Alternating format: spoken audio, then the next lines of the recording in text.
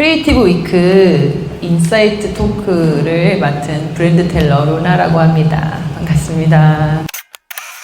메노킨 이보경 대표님 네, 오셨습니다. 네, 반갑습니다. 네. 메노킨이 사실은 되게 숨은 강한 브랜드거든요. 원래는 유화 가구를 만드시던 영 디자이너였는데 이 뷰티의 업계에 발을 들인 게 쉽게 말하면 아르바이트로 시작을 한 게 계기가 됐어요. 그 과정을 한번 소개를 해주세요. 저는 원래는 제품 디자인을 전공을 하고 2007년도 그쯤에 대학교 졸업을 하고 가고 싶은 회사가 없어서 바로 창업을 했어요. 되게 맨 땅에 헤딩하듯이 사업을 시작을 했는데 졸업 작품이 유아용품이었고 독일의 킨드우드 유겐드라는 가장 큰 유아용품 박람회에서 한국인 최초로 상을 받게 된 거예요. 그게 되게 좀 임팩트 있는 상이었어요. 그 박람회에 처음 참가하니까 부스를 되게 구석 자리를 배치를 해주더라고요. 그랬는데 그게 상을 받으니까 바이어들이 2층 그 후미진 그 부스로 다 찾아와서 한 100건 정도 되는 바이어 리스트를 안고 한국을 오게 돼요. 이건 뭔가 놓치면 안 되는 그런 기회 같은데 이걸 어떻게 하지? 해내려고 하는 그 과정을 한 5년 정도 겪게 되고 뭐 해외 제조부터 유럽으로 어떻게 판매를 하는지 뭐 유아용품 인증부터 가격 설정 뭐 브랜딩 그다음에 바이어들은 뭘 원하는지 그런 것들을 실물을 제가 직접 해가면서 디테일하게 그걸 좀 전체적으로 알 수 있는 과정이 있었고 그걸 뭐 로열티를 받고 파네 막 이런 과정을 통해서 약간 마무리되고 있을 쯤 배우 이영애 님이 이제 화장품을 하고 싶다. 근데 선배가 그거를 너가 패키지를 한번 해보는데 그냥 단순히 패키지 디자인만 할 수 있는 사람이 맡으면 안 될 것 같고 사업을 전반적으로 이해하는 사람이 한번 맡으면 괜찮을 것 같아 라고 하면서 이걸 던져준 거예요. 그래서 미팅을 했는데 이분들도 본인들이 저에게 원하는 어떤 미션? 이런 것들을 잘 파악하지 못하는 것 같았어요. 제가 딱 들었는데 아 이게 진짜 패키지 디자인 얘기가 아니구나 브랜딩이구나 그렇다면 재밌겠는데 나의 대표적인 포트폴리오로 만들어 봐야 되겠다라는 생각이 들어서 2012년 처음에 뵙고 그날부터 시작해서 한 5년 그냥 리아 네이처라는 브랜드를 만드는 데 올인했어요. 상품도 없었을 때였잖아요. 네, 그쵸. 아예 없고 네. 기획 자체를 하면서 패키징을 디자인하고 이제 화장품이란 걸 어떻게 만들어야 되는지에 대해서 제가 공부하면서 좀 했던 것 같아요. 그러면은 왜 그 뒤에 원래 카테고리로 돌아가지 않고 지금까지 계속 뷰티를 해오셨는지 어떤 뷰티의 어떤 매력이랄까? 그런 게 있나요? 유아용품 가구 이쪽은 계속 하고 싶었다기보다는 그 상 받은 것 때문에 그걸 해내야 되겠다는 그런 어떤 책임감? 이런 걸로 그렇게 하는 거죠. 아, 네. 성격이 그냥 일단 하기로 한번 한다. 그래가지고 막 했는데 소비재를 하니까 너무 재밌는 거예요.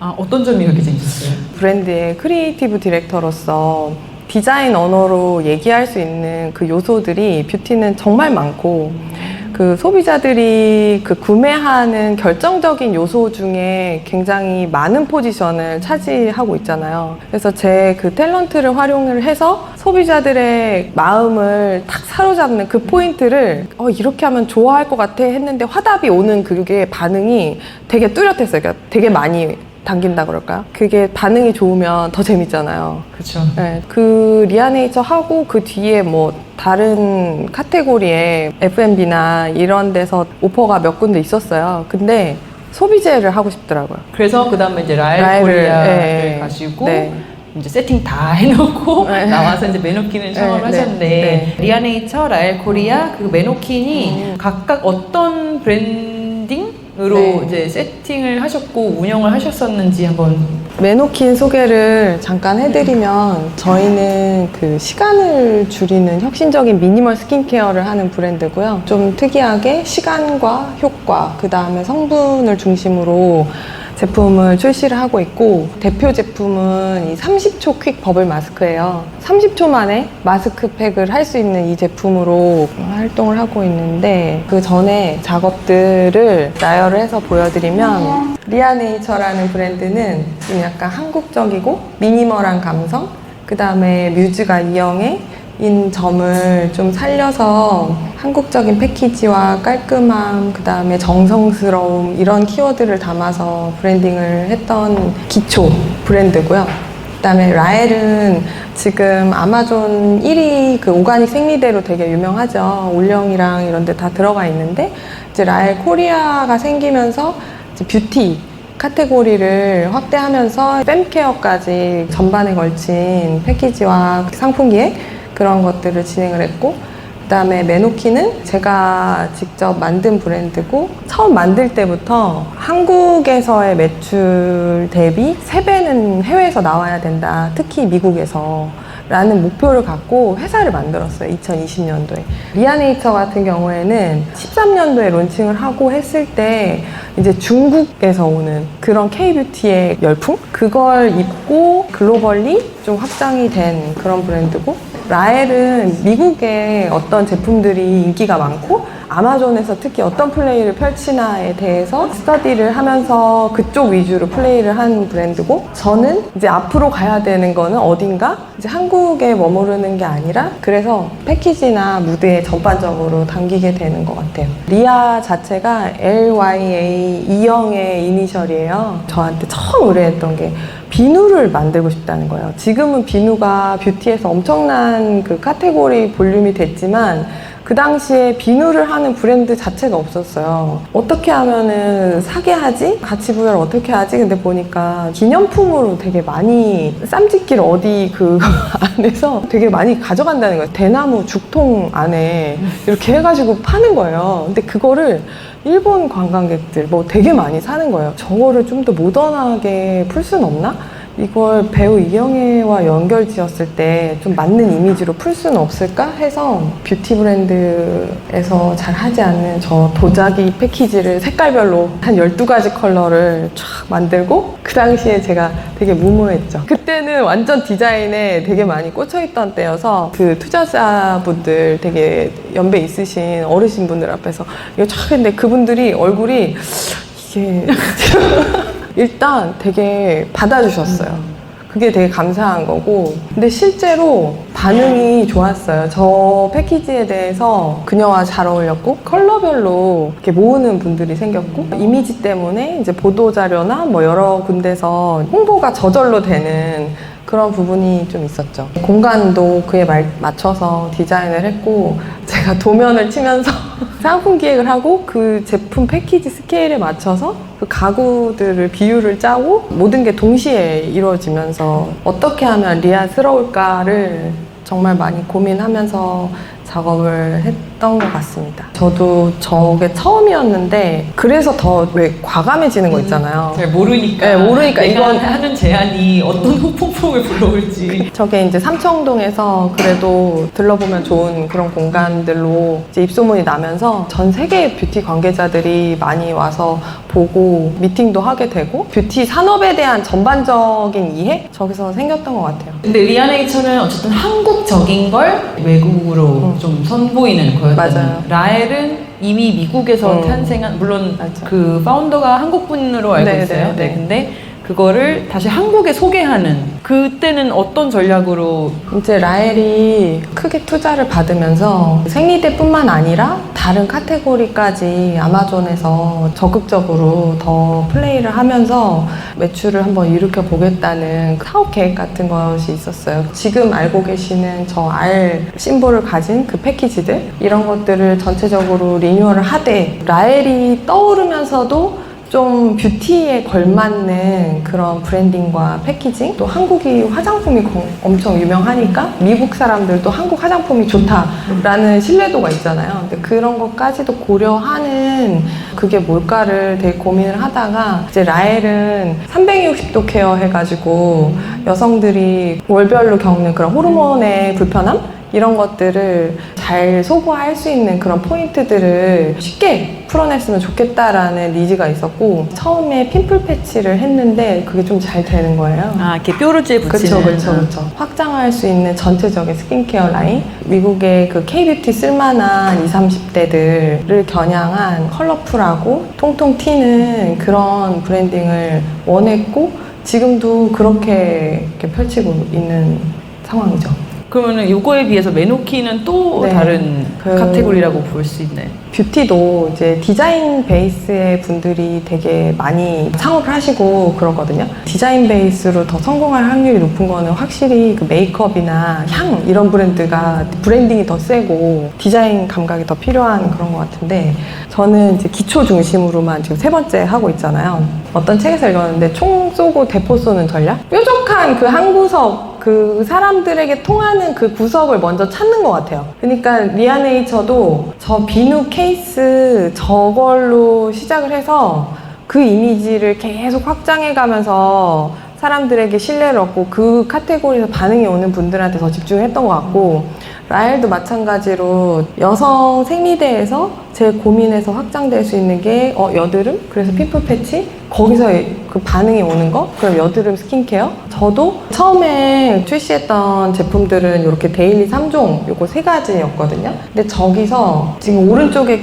보시는 저 이미지들이 나오게 됐는데, 갑자기 나온 게 아니라 저 클렌저가 3년을 광고를 안 하는데 해외 바이어도 리오더를 하고 되게 반응이 괜찮은 거예요. 꾸준히 가는 거예요. 그래서 저 룩을 되게 좋아한다고 판단이 들어서 저 룩에 대한 베리에이션을 쳐가지고 마스크팩 이제 아이디어와 갑자기 이렇게 좀 막 다 믹스돼서 나왔는데, 저게 터지니까 이제 저희는 마스크팩을 사용하면서 앞뒤로 더 사용할 수 있는 그런 제품들을 또 출시를 할 예정이거든요. 전체를 다 한꺼번에 기획해서 들어간다기보다는 해보면서 반응이 오는 곳, 그 찾는 데까지 시간이 길 수도 있고 짧을 수도 있는데 적은 투자와 적은 시간을 들여서 찾으려고 노력을 해서 아무튼 그걸 찾고, 그 다음에 거기에 맞춰가지고 상품 기획과 마케팅과 좋아하는 요소들을 다 넣는 식의 전개를 많이 하는 것 같아요. 처음에는 사실 메노킨이 목화 네. 주 재료로 한 비건 미니멀 뷰티였어요. 그래서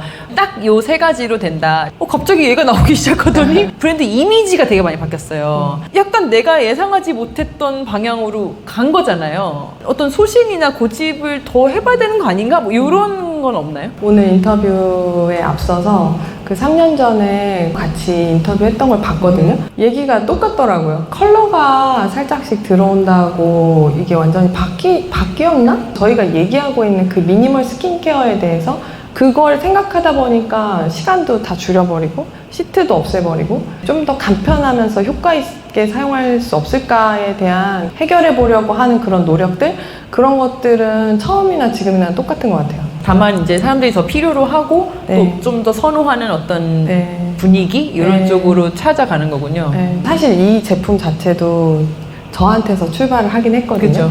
아기 낳고 바이어들이 마스크팩, 한국 마스크팩 유명하니까 막 요청이 있는데 우리는 어떤 마스크팩을 개발을 해야 되지 막 고민을 하면서 시트 마스크를 막 붙여보다가 애를 안고 있는데 이게 막 흘러내리고 잠도 못 자는데 이거 뭐 붙이고 있고 이런 거 너무 번거로운 거예요. 회사 다닐 때 퇴근하고 마스크팩 한 장 붙이고 싶은데 얼마나 그게 손이 안 가요. 그래서 저희 고객들도 그 얘기 많이 하거든요. 집에 마스크팩이 쌓여있다. 같은 효과를 내면서 이런 귀찮음을 좀 없앨 수는 없을까 해서 시트프리 거품형 마스크팩을 개발을 했고, 그게 이제 저 클렌저와 이 모든 게 갑자기 이제 믹스되면서 와 이거야 그러면서 유레카.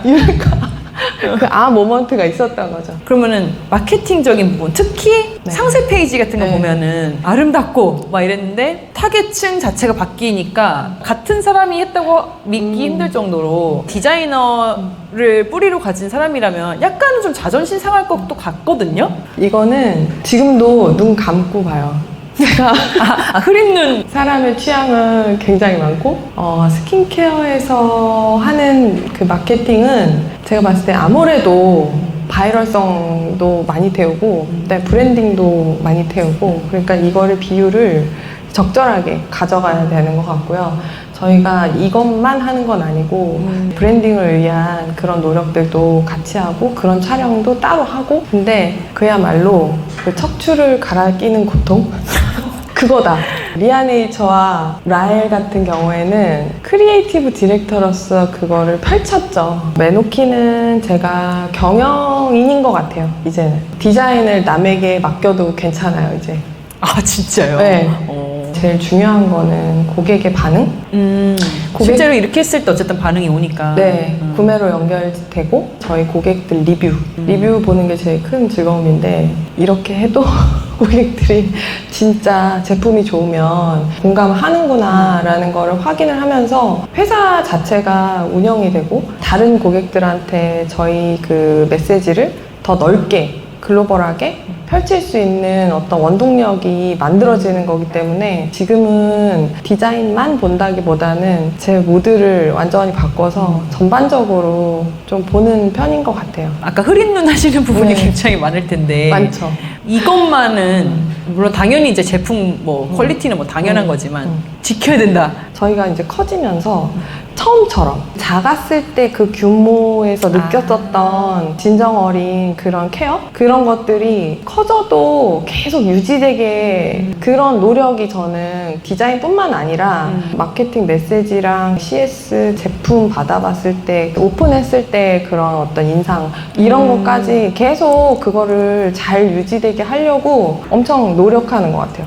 네. 네. 되게 어려운 면인 것 같아요. 작았다가 커지면서 변했다 소리 듣기 싫거든요. 고객이 받아들일 때 그냥 딱 디자인만 보고 제품만 보고 뭐 이런 건 아니잖아요. 전체적인 어떤 인상을 보는데 처음 구매부터 끝까지 그 여정 광고에서도 그렇고 진정성 있게 저희가 정말 잘 챙기려고 노력한다는 그런 모습을 최대한 전해지도록 하는 게 저의 목표예요. 요즘 브랜드가 너무 많고 결국 마음 가는 쪽을 선택하게 되는 것 같아요. 해외 매출이 국내보다 3배는 돼야 된다라는 그 지수를 가고 있나요? 맞추고 있나요? 아직 못 맞추고 있고 한국 매출이 폭발적으로 성장을 해서 작년 대비 지금 저희가 한 4-5배 정도 큰 것 같아요. 올해. 되게 좀 놀라웠던 게 그 전에 데일리 3종을 판매했을 때 막 하루에 3개도 팔아봤거든요. 이거 어떻게 파는 거야? 뷰티를 되게 많은 분들이 만드세요. 브랜드를. 생각보다 진입장벽이 낮은 업종이더라고요. 만들 수는 있으나 팔 수는 없다. 만든다고 다 팔리진 않는다. 이게 한번 처절하게 데스밸리를 혹독하게 한 3년을 겪었어요. 판매하기 시작한 지 한 달 반 만에 매출 쭉 올라가더라고요. 평균을 잃지 않고 1년 넘게 매출 유지하고 로아스 400%를 평균을 유지를 했어요. 그게 뷰티 쪽에서 획득하기 어려운 수치인데 저희가 막 그 전에 이렇게 바이럴성 광고를 하지 않았거든요. 그냥 제품 사진 한 장에 제목을 초간편 30초 퀵 버블 마스크 이렇게 해서 사진 한 장을 인스타그램에 올렸는데 그날부터 그렇게 매출이 나는 거예요. 근데 메노킨 팔로워가 많지도 않았잖아요. 그러니까요. 결국에는 정말 그 필요한가. 제품이 소구력이 있었던 거죠. 제품 자체에서 보여지는 그 시그널을 확인한 후에 지금 매스 마케팅을 한 지 6개월이 안 됐죠. 아까 바이럴성 그런 마케팅들 그리고 공격적으로 마케팅 비용을 좀 더 볼륨을 늘려서 하는 거 영상 광고, 인플루언서 광고도 하고 계속 성장세였을 텐데 이쯤에서 우리가 이렇게 마케팅을 태운다 결심을 했던 지수나 이런 게 있었나요? 투자할 그 여력이 생기기 시작한 거죠. 수익이 나니까. 네. 하고 싶었는데 못했어요. 할 수 있는 상황들이 이제 고객들에 의해서 저절로 만들어지고. 저는 사실 소유님 빅스타잖아요. 그쵸. 이제 가수가 나오네? 연예인 마케팅? 그래서 조금 놀라기도 했어요. 그렇게 마케팅하는 브랜드가 없잖아요. 저희 이제 주변에. 그 과정이 사실 되게 궁금했어요. 어떻게 탑스타를? 그쵸. 그리고 왜 소유님이었는지도. 브랜드의 어떤 신뢰 이런 것들을 얻으려면 어떻게 해야 될까 고민이 있었어요. 뭐 여러 유튜브 채널이나 이런 것들을 제안을 받고 저희도 검토를 하고 제안을 하고 막 하다 보니까 인지도가 조금 유튜버들은 20, 30, 40대가 모두 다 알만한 분들은 아니신 거예요. 저희 모델을 쓴다고 하면 어떤 분이 좋을까 했는데 피부도 너무 좋고 20, 40대가 다 알만한 그런 분이셨어요. 소유님이 또 말씀도 잘하시고 그러니까 저희 건 제품이 좀 약간 학습이 필요한 제품인데 전달력 좋게 설명을 잘 해주셨고 저희가 이제 한 거는 그 마스크팩 레이어링 캠페인이에요. 5종류가 있잖아요. 이 제품을 한 개만 쓰는 게 아니라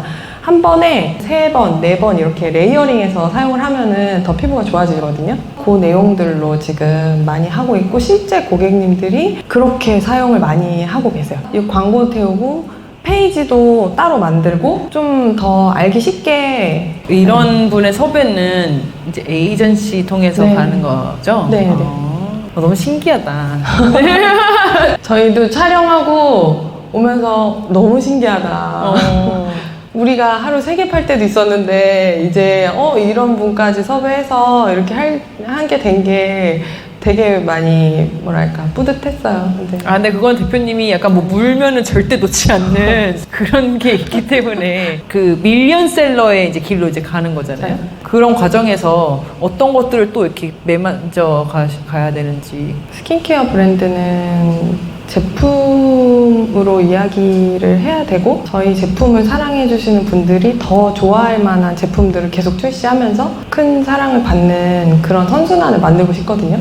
그래서 일단은 내년도에는 저희가 화장품 브랜드답게 이제 여기 제품 앞뒤로 쓸 수 있는 그런 신제품들 출시 준비를 다 하고 있고요. 클렌저가 막 4종이 나오고 맞아요. 선크림도 뭐 맞아요. 몇 종이 여러 개 나오고 나오고. 그러니까 그렇게까지 이걸 세분화해서 개발을 할 필요가 있나요? 본인 그 피부 타입에 맞는 딱 적절하게 골라서 사용할 수 있는 그런 장을 펼쳐드리기 위해서 제가 이번에 한 5가지를 출시하면서 느꼈어요. 아 진짜 이 방법이 우리 고객들한테는 맞구나. 뾰족하게 출시할 것 같아요. 그래서 미니멀 케어지만 내 니즈는 다 소화가 되는 그런 카테고리를 갖고 싶어요. 저는 너무 좋은 것 같아요.